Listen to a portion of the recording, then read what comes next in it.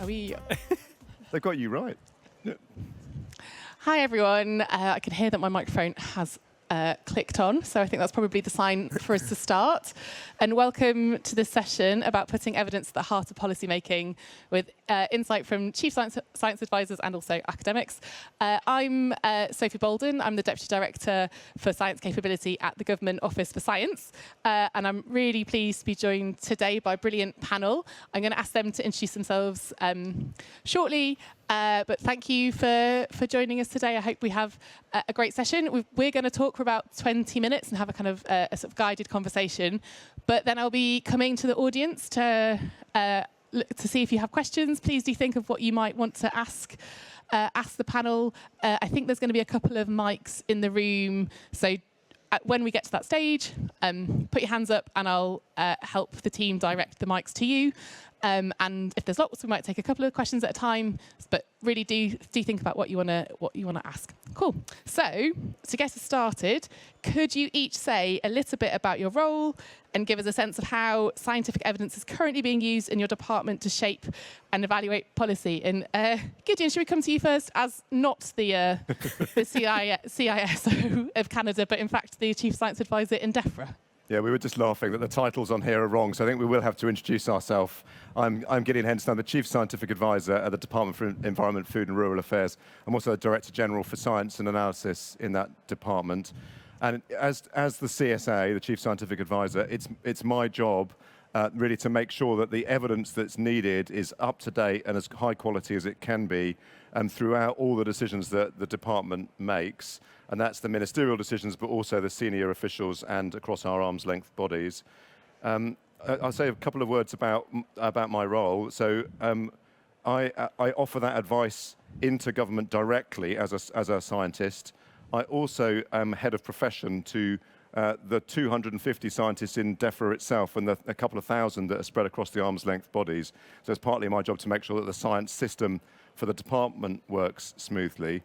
And I'm also responsible for making sure that we get the right external advice from external bodies, academics and industry and business into the government science system. And the final bit of my responsibility is that I am responsible for the R&D budget for the department. And that means both bidding for it to Treasury, but also then working out how to spend it on the research that the department is going to need for the short term, the medium term and the long term. So part of my role is to have that strategic view of where the department is heading. And we use that research in the department broadly for three things, which are to make better policy, make sure that the policy is well informed by evidence. Secondly, to reduce risks, things like biosecurity from animal disease, flooding, and storm damage and such like. And also to drive good outcomes, particularly to drive growth at the moment in the current climate. I'll stop there, but perhaps I'm passing to my left. Yeah, pass to you. Great. Hello, everybody. I'm Hugh Stickland. I'm not the Deputy Director for Securing Government Services, etc. I'm the CSA, the Chief Scientific Advisor, and also the Chief Data Officer at the Ministry of Justice. So very similar role in many ways to Gideon, but the context is, of course, very different. So Ministry of Justice covers everything from courts through prison to probation. We are the largest government department by civil service headcount. Interesting fact, we're the second largest by estate. So we have a lot of courts, a lot of prisons, a lot of probation centres. We also have lots of other activity like the Office for the Public Guardian, the Legal Aid Agency, criminal injuries, etc. So in many ways, we don't really want people to come to the criminal justice system for obvious reasons. But big part of our role is not just for policymakers, so science and evidence and data for policymakers, but also science and the application of that for frontline operatives. So if you're a prison officer or a probation officer, having the best tools and the best evidence to help the people in front of you. The system is a great big operational system, so there's lots of interesting operational research to make sure it's efficient and to counter the bottlenecks.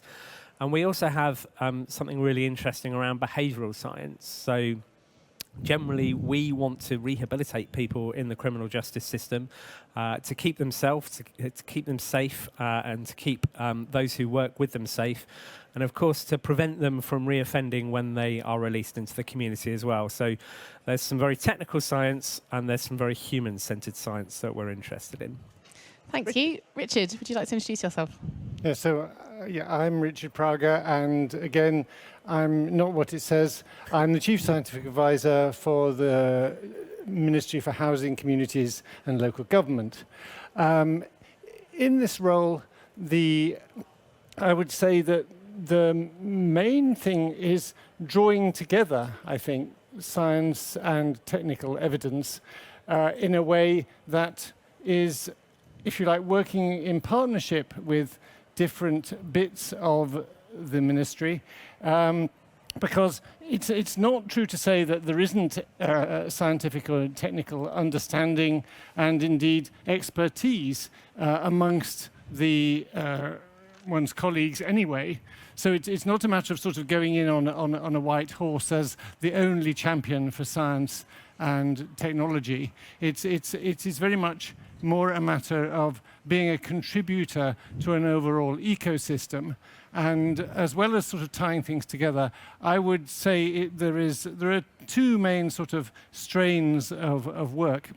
There is the inward looking, getting a balanced picture of what is required amongst the policy and strategy teams, which are the areas that are now important, which are the areas which are going to become important, what's the sort of information that we need in order to support this. And then there is the outward looking, having the appropriate relationships with industry and academia in order to fulfill those needs and to provide that level of support. So those are the things which are the main focus. There are other things which sort of provide subsidiary levels of activity, like, as Gideon mentioned, support for the profession and ensuring that everyone in the science and engineering area is appropriately sort of plugged in to the intellectual community, both academically and across government. Fantastic. Thanks, Richard. And Rowena, you bring an outside perspective as an academic. I hope we maybe have your title right, but do tell us if not. Would you like to tell us a little bit about what your role is and what you Thank you very much. Yes, I am what it says on the tin. So I'm a little bit different on the stage in a couple of different ways. So I'm on the outside trying to get in. So I work with organisations such as the emergency services. I do a lot of work in the civil protection space. So I'm working across Cabinet Office, Home Office, MHCLG, and also with Go Science to try and get that knowledge and understanding where it needs to be. But I've also worked with the Senedd on their COVID-19 Special Purpose Committee. Say that now, the report came out yesterday, it's no longer under embargo.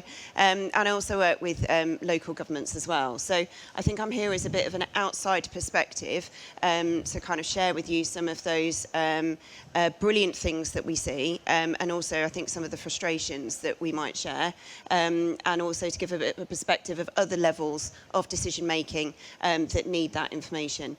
Some of the perspective I can give as well is that I was also a policy fellow, so there was 22 of us across government in 2001 to 2002. I think there's now 45, and we all keep in touch as a cohort, so we've got a bit of a perspective there. So yeah, happy to draw on me when you need me. Thanks, Rena. And that's a UKRI policy fellow for those that may be familiar with the scheme.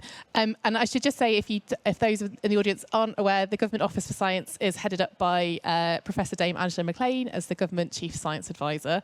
And my role within Go Science is very much to look at how we can build science capability across government. So my teams look at things like how do the CSAs work together as a network? What's the sort of science system that we'd advise departments to have and provide guidance on that?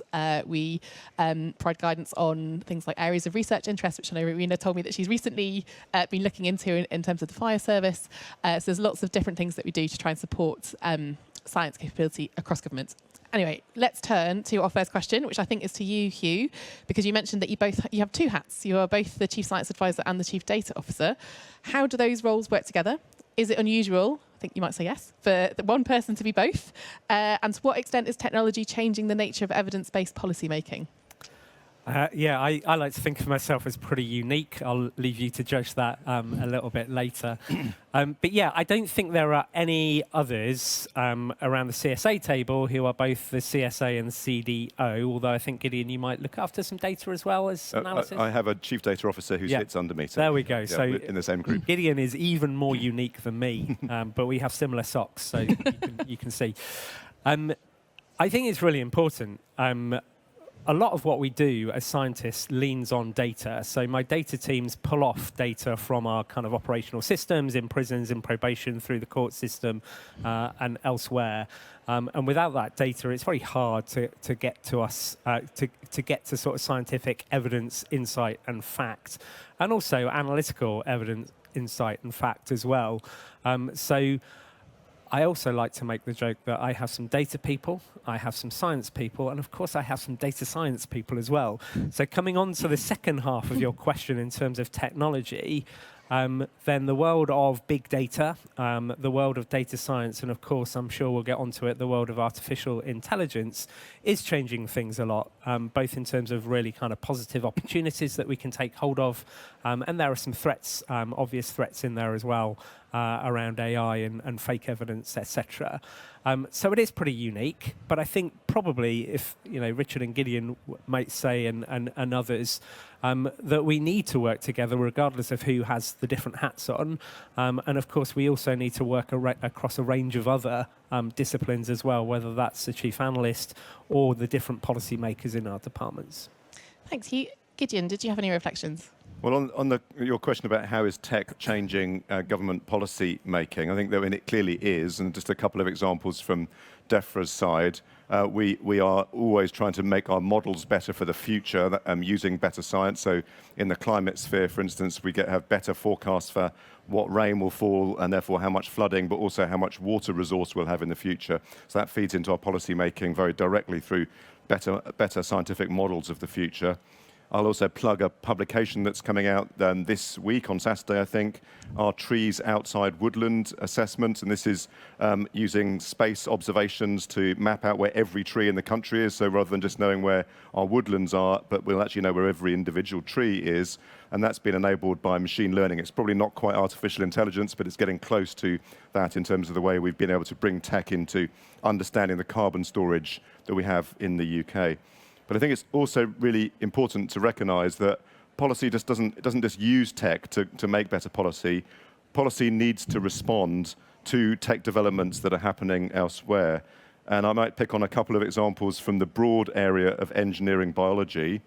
AI gets a lot of attention at the moment, but we're also seeing a lot of advance in the biological sciences that are really affecting the way that society might operate in the future. So one example is the use of precision breeding. That's a use of gene editing to build better crops, where we were recognizing the scientific potential and developed a bill and then now a government a parliamentary act which establishes the legality of using these new technologies to build better crops and eventually livestock species as well. Another example is sustainable proteins, where a lot of scientific advance and technological advance about how we might use precision fermentation to build proteins. We might use insect bioconversion, or we might use cell-cultivated meat and grow the food in more of a lab environment. And those, again, are all areas where we need to the policy needs to respond to changes that are happening, and the regulatory system needs to be changed as a consequence as well. Cool. Thanks, Gideon. Richard, do you have any reflections from the Department of Ministry for Housing? I think that the extra dimension that is particularly noticeable in the context of MHCLG is the importance of the interaction between technology and human organizational structures, human motivations, and the things which are actually happening in terms of the way that regulation and the government interacts with society. To make it concrete, if you think about a lot of the things which went wrong in the Grenfell tragedy, many of those things were not to do with science or technology that we didn't understand. They were just to do with things that were done wrong in relation to the understanding which already existed because of the way in which individuals, companies, society, whatever, interacted with the particular challenges. So actually, I think that a lot of the things that are important are not leading edge science and engineering. They're just to do with interpreting and working with known science engineering in the right way. Yeah. bringing it into the policy sphere, I think, and getting that understanding very much incorporated. Rowena, do you see that as an outside perspective? What was maybe do you have any reflections from your time as a UKRI policy fellow trying to bridge that gap? I think so. I think across, speaking with the rest of the cohort, I think we see some of those changes. To be fair, all of us reflect that every single government department we were in, there are amazing stuff happening. I think some of that is around a system approach and, kind of reflecting on some of the things that Richard shared. And, certainly with my own research area, thinking around one of my greatest research questions that I've never answered in 22 years is why don't we learn from those big major events? And it's because humans learn, but we don't change the systems and processes for the systems and processes to learn. And so what we see is all of these kind of new advances, but until we change that kind of systems approach, then I think that there'll always be some level of holdback that we can't actually lean into that as much as we maybe want to or could do. Cool. And I think that leads quite neatly onto my next question, which is perhaps reflecting about the pace of the change and the kind of pace of how technology is changing.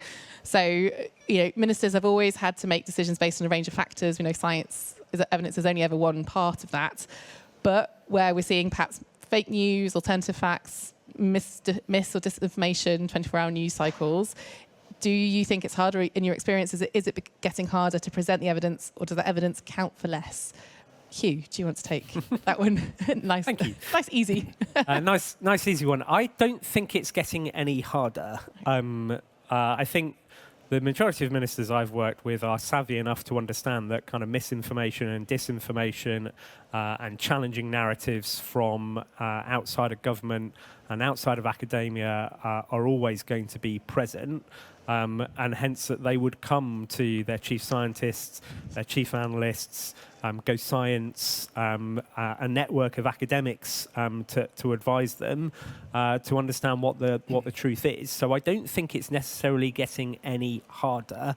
I think the thing that is changing is the 24-hour news cycle, and Twitter, or whatever it's called now, is constantly putting things up on the agenda, and we're finding that we have to respond in much, much quicker time to the events of the day, to whatever has happened in America or China or wherever else around the world that it's happened.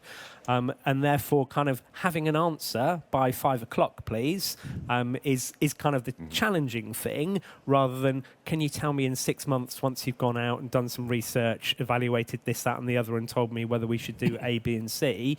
It's, what can you tell me now that I can therefore use, potentially in the media or potentially to make a decision, to come to the best possible, insight, the best possible decision that I can get to. And that may well be, well, I can tell you this by 5 o'clock, but I'm also going to need another 2 weeks, another 2 months, another 2 years sometimes to actually get to the exact right answer. So it has become a bit more of a conversation about what is good enough now. Is that good enough full stop, or do we also need to go beyond that with further evidence gathering?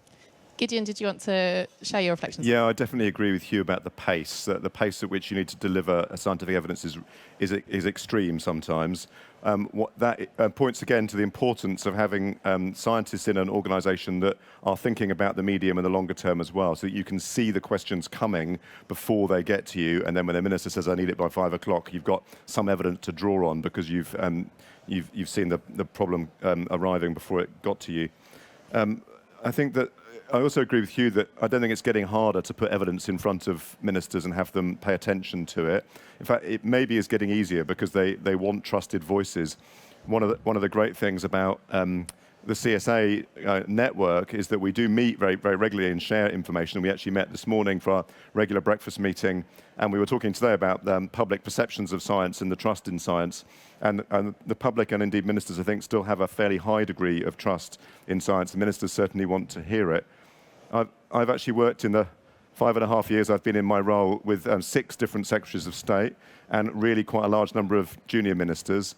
And with one exception, and I'm not going to name them, every minister has always wanted to hear the scientific evidence as they're making decisions. But as a scientist, you absolutely have to recognise that they have other factors they need to put into that decision making. It's not just about the science, and they're not necessarily going to follow the science. And that's the final thing I'll say on this point, is that often the problem is not about not listening to the science and not paying attention to the evidence. It's actually about using incomplete evidence. And most of the contested questions that we look at in government or elsewhere, where you have divergent views, both of those views are leaning on the science, but they're not using a complete data set. So often the challenge is to make sure people are looking at all the data and we're treating it as a system rather than just trying to use science to justify the action we want to take anyway. Thanks, Gideon. I think your point about thinking about the medium to long term is really important, and that's something that my team, I mentioned the areas of research interest. We encourage every department to be thinking about and publish what their research interests are, and that's available on a publicly accessible database that academics and others can kind of go to and see, whether or not their research matches with the areas that departments are interested in, and actually just an aspect of where technology can help in that. Some of the work that I think UKRI and the the ESRC, I'm going to get the acronym wrong if I try to do it, are also looking at is how can you use evidence synthesis tools, so AI or machine learning, to actually try and match and understand where is there academic research already that already answers the questions that government has. And I think some of the early work that my team has been looking at is that maybe even 80% of that work is already done. So I think it then becomes a translation challenge, but how do you help upskill both academics and those outside of government and those within government to know how to bring that information forward? Rowena, from your experience, you're obviously working in resilience and emergencies, they by their nature fast-paced. Have you seen any change in how, in your career, how kind of that information is accepted, or how you interact with government over that time? So I think for me, the biggest change that I see is when I'm working with national governments, they have the resource that's sitting this side of me. When I'm working with local governments, they don't. Okay. And a lot of the time, because a lot of my work is around social cohesion, it's around risk and resilience, that knowledge base in a quick, at fast pace, it's dependent on me and the people that I work with to keep on top of our knowledge of understanding of those different methods and theories, to be able to try and put them in a situation that hasn't yet happened and is unfolding, in order to try and understand how that might run, because that's effectively what they're asking us for. I think for me, with those, the local level struggles quite significantly, and I still don't understand how that knowledge mobilisation can filter down quicker. And that's one of the things I think that is quite frustrating for me to see, is that there is a good provision at national level, but actually, in my world, the principles of subsidiarity is that the closest people to the people that it affects are making the decisions, then actually how do we get that? And even in slow-paced stuff, I still don't necessarily see that connection. And that's something that I would like us as a system, as a knowledge mobilisation and research mobilisation system, to really start thinking about how we could do that.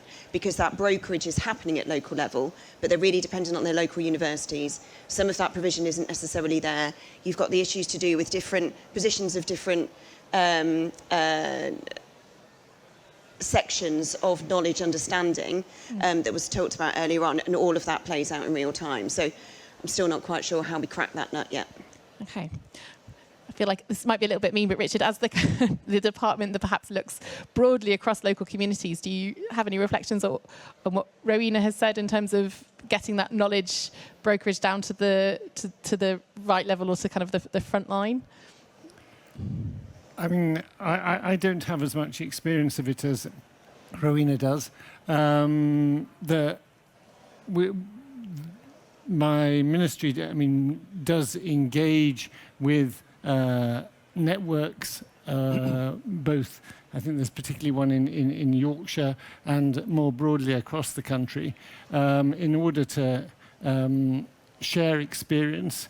And I can imagine that this is an area that could develop more, but I think it's not. It doesn't feel like something that should be imposed from government. It's something that almost needs to grow as the local government entities, want to see it. Yeah. there needs to be a demand for the information and understanding, I think, as to how it can help shape their decisions. And just to come back to the question around the sort of change in pace, or the kind of how kind of 24-hour news or others kind of might make it harder to present the evidence. I think we've heard from Hugh and Gideon that it's not necessarily making it harder, it changes the type perhaps of the conversation that you have. Do you see that also in your experience in MHCLG? Yes, I mean, I think I would agree with the sort of conclusion. The bit to do with the pathway that I would add is I think this is where having academics as chief scientific advisors adds a valuable element to the mix, because I think it's essential to the almost the training and the perspective of an academic to question everything, and irrespective of the authority with which it's presented. You don't necessarily trust peer-reviewed journals. You do as much work as is necessary to repeat something in order to convince yourself that the thing is actually right. And indeed, there has been more development in this area with things like DORA, which is an international agreement not to just look at the label on the journal, but to look at the quality of the material, and also the open source data type of publication where one has to, as well as publish something, one has to present the evidence so other people can try it on your data and see that what you've done they would agree with. And so I think this cynicism that comes with the scientific training where is a valuable ingredient, but I think, as both you and Gideon point out, you have to tension that with the time. No, I think that's very true. And I think definitely in somewhere like the civil service, which can at times be a little hierarchical, to say the least, having people who feel confident enough to actually challenge and to question, I think is really helpful. And I've definitely seen that play out in practice. Now, I'm going to come to my last question to the panel, but I just want to kind of prepare the audience. So be thinking about the questions that you might want to put to the panel yourselves. And I think there are people in the room with microphones who'll be coming to you to kind of to ask your question. But before we do, I know across the conference there's been lots of discussions about the need for greater collaboration. I think we've kind of touched a bit on that in some of the answers we've had already. And that's, I think, in particular when it comes to mission delivery. So to the panel, how well are you connected to other professions? Richard, do you want to take this one first? I think that what I experience is a good connection and diverse connection at all sorts of different levels and in all sorts of different levels of detail and in nature. The key thing is, in my experience, not to say, oh yes, I've been and talked to the head of profession, therefore we have a good connection between my profession and your profession. It's not like that at all. Collaboration in the civil service, I think, actually has something in common with collaboration in academia and in other spheres, in that it is labor intensive. It involves real work. It involves getting inside the mindset of the other people and putting effort into working in a way which is relevant to them. And I think that having that level of embedded collaborative engagement across the complete spectrum of the civil service hierarchy, right down to the people, and right up to the leaders, who, and not just sort of in principle. I think that is what makes the difference. And it's all too easy to slip into a sort of, oh yes, we've had one or two meetings, and think that actually that's what does it, and it doesn't. I think that's very true. It's all about the practicalities and seeing it in action. Gideon, what about your perspective from DEFRA? Yeah, well, obviously it's very important. I said already that the scientists as a profession, I think, are very well networked and a good system across government which ties departments together. But when we talk about connections to different professions, that is very important. In my group are the heads of profession for economics and our chief analyst and our chief data officer. So we do work really, really closely together on some of those areas already in DEFRA. And there's also a big push in my department at the moment to think explicitly about multidisciplinary teams. So whenever we start off on a new piece of policy thinking or a new program that needs to be developed, we're thinking, let's staff it with people who have lots of different skill sets. So we have that diversity of thought coming in early on, and that absolutely involves building in people from different professions into the system. And there are two challenges, though, and I definitely agree with Richard's point about the sort of cultural issue here. They're often working with different professions, and perhaps most clearly for me, working with the policy profession in government is the difference in the ways that people approach the problems and approach the team working aspect. I definitely, one of the contrasts I really witnessed coming into government was the thing that, again, Richard has said about scientists instinctively challenge everything. You want to question everything and take it to pieces.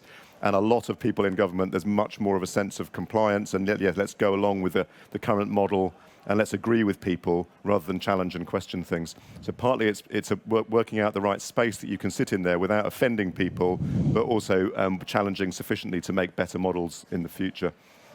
And the other thing that's often challenging is, and this is common whenever people work across disciplines, it's one of language. We understand words in different ways. And I did want to say in this conference, this event, all focused on innovation, that is a word itself which means different things to different groups, and that includes to scientists. Most scientists, when we say innovation, what we mean by that word is the process of taking an idea, often a scientific idea or a new piece of technology, and moving it towards the market. So it's expressly about advancing its technology readiness level so that it can then get into making jobs and making income for the country. When I say innovation, that's what I mean by innovation. I think in a civil service context, innovation means much more inward-facing process of how do you innovate within your team or your group. So that's one example of where we have language differences that you sometimes have to unpick between professions before you can really start to work closely with them. Hugh, you were sort of nodding, not nodding, disagreeing. What's your take? I really agree, but I take a slightly different view as well. So for me, innovation is about problem solving, and in our department, because we have A, a lot of problems, and B, a lot of people who deal with those problems, some of the science that we have to make it applicable and pragmatic to frontline operatives. So it has to be delivered by a prison officer in a prison, which is quite a challenging kind of thing. But back to collaboration, really important. We're doing something very similar, multidisciplinary teams, policy, digital, data, science, and really importantly, operations as well, all together working out how we can save probation officers time so they're not filling in forms. They can actually talk to the person in front of them, all of those different things. On the missions, then I lead the Safer Streets mission on a science basis with my colleagues in Home Office and policing. But then we work with Richard and our colleagues in education, for example, because you can't do Safer Streets without communities and education and health. And similarly, although I'm not a key member of the Opportunities mission, I do sit on a round table on opportunities because I care about the kids who unfortunately aren't getting through the education system. They're failing, it's failing them, etc. And they're becoming our problems in the criminal justice system. So early intervention and prevention, again, collaboration in that space, really, really important. Thanks, Hugh. And I should say, within Go Science, we've worked very hard to make sure that each of the missions have representation from relevant chief science advisors. And that's not necessarily just as a lead one, but also, as he says, that they're able to contribute to ones that are relevant to their department. Rowena, from your perspective outside of government, how do you see and view collaboration? For me, I think the challenge is the other way around. Okay. By the very nature of where I work, so I introduce myself a lot of the time as a psychologist by training, but I definitely feel I'm more a knowledge broker and transdisciplinary person, because all of my teams are multidisciplinary that I work across the board with.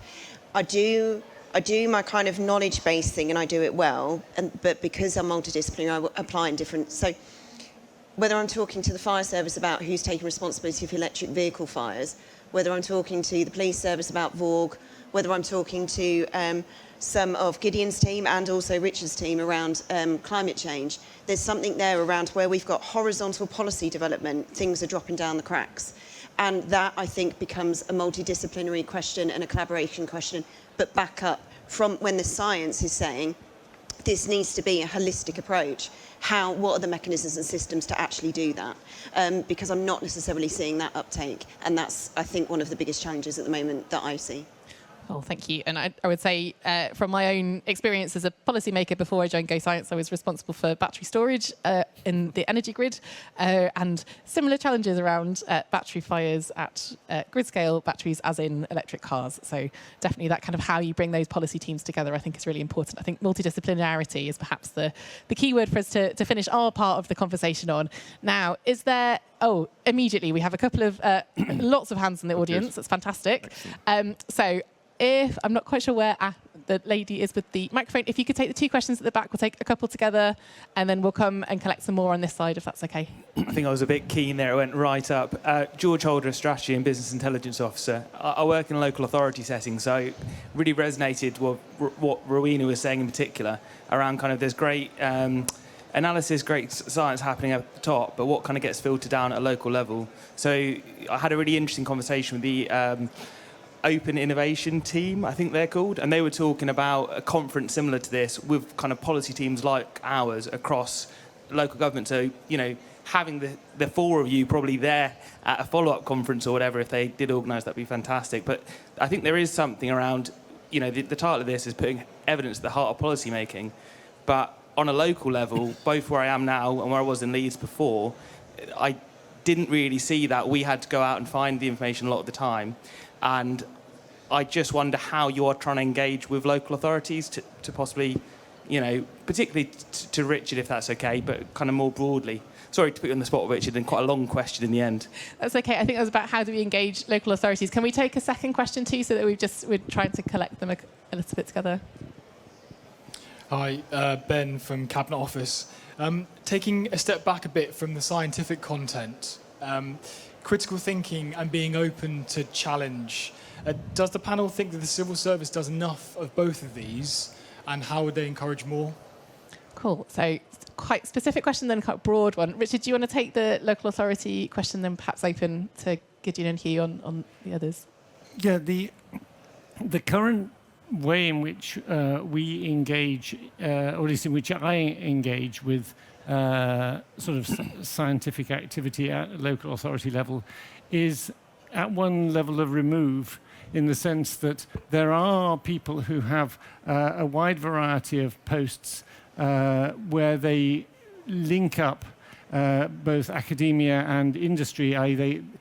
with the work of the local authority. And these are probably most commonly academics or people from an industrial background who have a status within the local authority and who sort of work as a type of science advisor. But there are also people from local authorities who sort of go the other way and collaborate with industry in order to do the knowledge exchange in the other direction.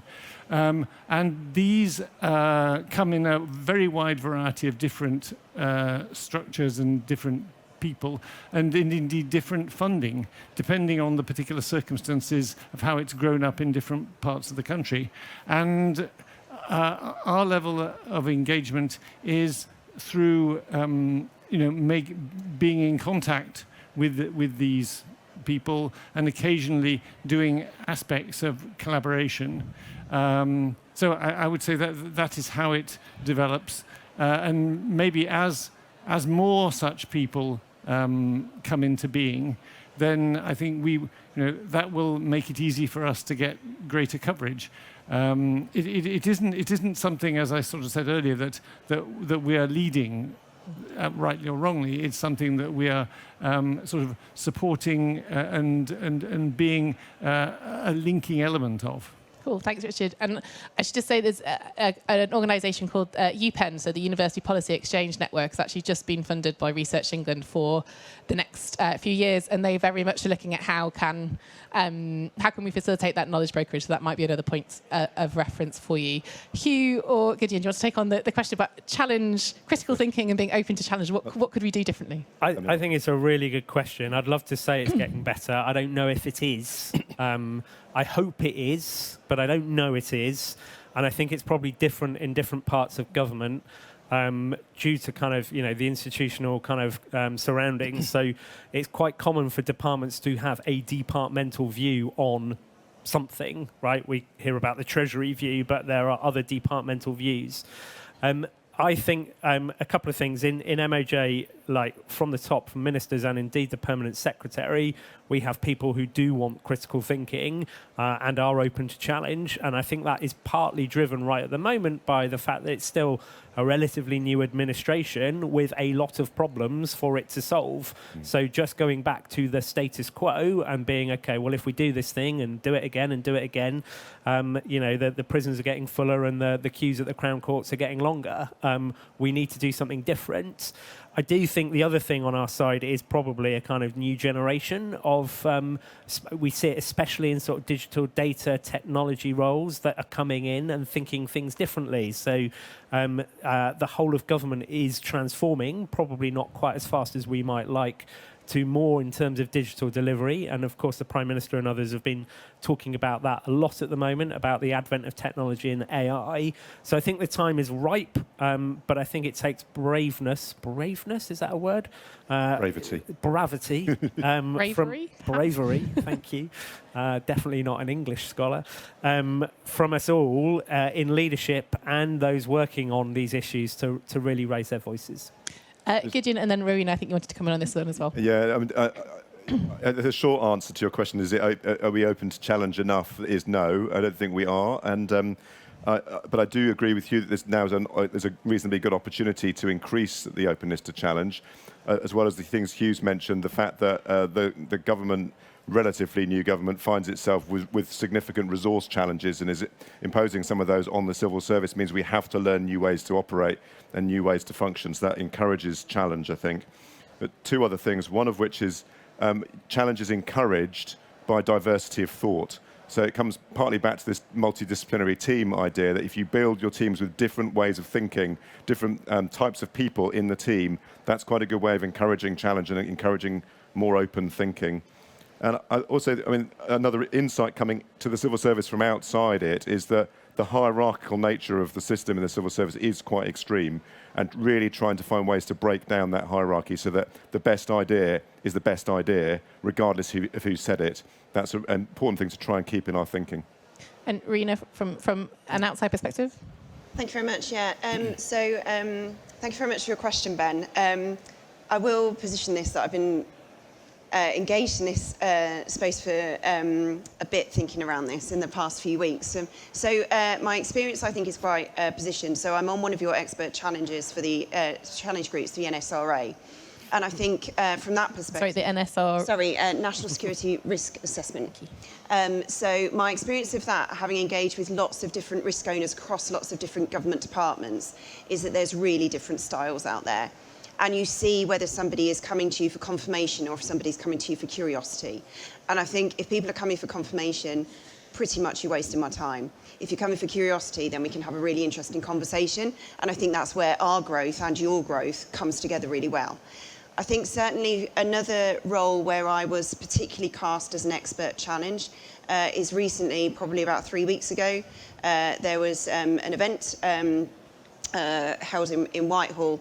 Part of my role there was to challenge, and I felt significant resistance in the room. So I was playing in my scientific advice, and in the end, I think I just had to call that out and say, I'm not quite sure why there's so much resistance. This is based in evidence. I think there's some resistance there probably around psychology, particularly because people feel they know psychology because they're a human, whereas actually a lot of people know that can see gravity, but they can't necessarily do the calculations of gravity. So when I'm playing in that scientific advice, it's like, well, that's not how me and my mates think that would happen. That's not a population. That's not publics that we're doing that research with. So I think there's a bit of a way to go with that. Part of that, I think, is how our responsibility as scientists and knowledge brokerings are around playing that in and making sure that you can use that really, really well. So yeah, I would say it's really, really varied. The same with, I think, the experience of the policy fellows. Some of them are used really well in their departments and some aren't. And I think that's that curiosity confirmation difference that we see. Richard, did you want to come in briefly on this, or can I go back to because I know there were lots of questions in... Very, very quick. So as you start talking and people who've got questions put their hands up. Trust. There's lots of them. Trust. I think you need the policy person to trust the scientist or technical advisor that they're going to provide the information without fear and prejudice. And they also need to trust that they will not gnaw the thing like a dog with a bone at the point when the decision has to be made. Thanks, Richard. So we've got questions from two ladies, I think. If we take those together, we've got 5 minutes left, so please keep your questions brief and answers brief. Sorry, my We're question's into speed. horrible. Oh, okay. Hi, I'm Marsha Payne, and I work in the Home Office. I had to write my question down because it's pretty mean. So, in this landscape of diminished public trust in government and scientific advisors, how do you ensure that your research and related scientific advice given to governments for policy is user-focused and is ethically sound based on what citizens want and need, and backed by long-term evidence of the impact of your findings? For example, this is for Gideon, on lab-grown food that the public are largely against and do not want introduced into our food chain, or the impact of COVID vaccines on female health, reproductive health, and the population's fertility. The use of psychological warfare on the population, for example, the nudges on the public to enforce lockdown and uptake of the vaccine. Sorry, I should have gone No, first. that's fine. Thanks, Marsha. Can we take a question at the back? Oh, and I'll just... Marsha's question, I think, was about public trust and lots of new technologies coming forward. How do we kind of build the evidence base? I think, Gideon, that was for you initially, but let's take the second question as well. Hi there. Just to introduce myself, my name's Shannon Batty. I'm Performance Lead for West Midlands Probation Service, so probably most relevant for Hugh. One thing that's kind of struck me as we've been talking is kind of almost a disconnect in my mind between kind of scientific research and between frontline operations. So, for example, around our kind of performance metrics and things like that, I'm frequently having conversations with staff where they're just kind of seeing these things as another thing to do and another thing to tick off, and actually we're having to have those conversations around actually there's an evidence basis around this in terms of kind of good practice and why we should be doing it. And I suppose it's a general question around, do you feel that there's a disconnect between kind of scientific research and actual front down operations in terms of how that feeds down, and actually how do we start to address that as an organisation? Cool. Thanks, Shannon. So, Gideon, first question, Hugh, second, and then we'll see if we can squeeze in one more. So I think it's not clear that the public is trusting science less. In fact, the evidence, coming back to Rowena's point, if you look at good surveys of the population, trust in science is being maintained, and the trust in scientists are trusted more than many other cohorts. So I would slightly challenge your starting point. I'll tackle your particular example around cell-cultivated meat, where you sort of took the position that the public are against it. The way that you in government need to assess that sort of thing is by doing good consultations and good surveys. So, for instance, during the passage of the precision breeding bill, when we were writing and crafting that, we did frequent surveys of the public to work out what made the public nervous, what were they excited about, what were the things that they saw as being opportunities from these technologies. And the same is true of cell-cultivated meat. You also have to recognise in these examples, why is it that there might be public unease about something, and can you enable the public to navigate that unease? So if you give people the choice, there's another thing they can buy in the supermarket, but they choose not to, that most people are quite happy with that as an outcome. So cell-cultivated meat is something that there is actually quite a lot of public support for, but not in every sector. Cool. Thanks, Gideon. I won't tackle the vaccine question. Hugh. So let's have a coffee afterwards. Lord Timpson said to me yesterday, we get probation officers to do 326 things, so I don't want to make it 327. We need to make it like 5 things and hopefully automate some of it in terms of kind of performance measures. It is really important that we know what works and what doesn't work, and we have to collect data, but we want to do that in the most intuitive, user-friendly way possible, and not waste the time that probation officers have to fill in a load of different screens. I think we are trying to work more together, and I hope, like, some of my best days have honestly been out on the front line seeing what happens. And without that context, we can do all the sort of stuff we like in our laboratories, in our data sets and whatever else. But like I said earlier, unless we can apply it and it's going to work and it's going to fit with everything else that they do, there's no point. I think that very much comes back to science being one part of the puzzle for when we decide what to do. So do we have one final question from this gentleman over here? Hi, good morning, everyone. My name's Ian Brotherston. I work for Innovate UK, part of UKRI. My team do look at the ARIs, and I last looked at the DSIT one. I think there was 361 lines in it, which is quite incredible. But our observation is that the ARIs are about getting academic research in and creating better policy. Innovate UK, we wonder why there aren't areas of innovation interest also being published, whether that's innovation to deliver within inside your organisations or within your sectors. Now, we do deliver programmes for 2 or 3 of you up there, but there's no publication of these areas of innovation interest. So I guess extension of ARIs to innovation. Well, I'll start because DEFRA's, we didn't publish an ARI. We published a DEFRA Group Areas of Research and Innovation Interests. So our ARIs explicitly does include innovation. It's now quite an old document, and it's about time it got reviewed. But we certainly have sought to identify our innovation interests and to make them publicly clear. Cool. It's a great question. Our ARI is out of date. It's getting republished this year. Hopefully, if we get a decent settlement in the spending review, we're going to come knocking on your door. And also, I think it's a great example, like be transparent about the technological needs, the innovations that we want to see. So I'll be in touch. Cool. Richard, any final words? And then I think we probably have to wrap up. I think it is a very nice question because I think it raises the importance of the breadth of terminology to catch everything in. We've recently rejigged our ARIs and we've still called them ARIs because we thought that was a good way for people to sort of be familiar with it. But what we've done is made the document hugely shorter and talked about areas where we would like to see development.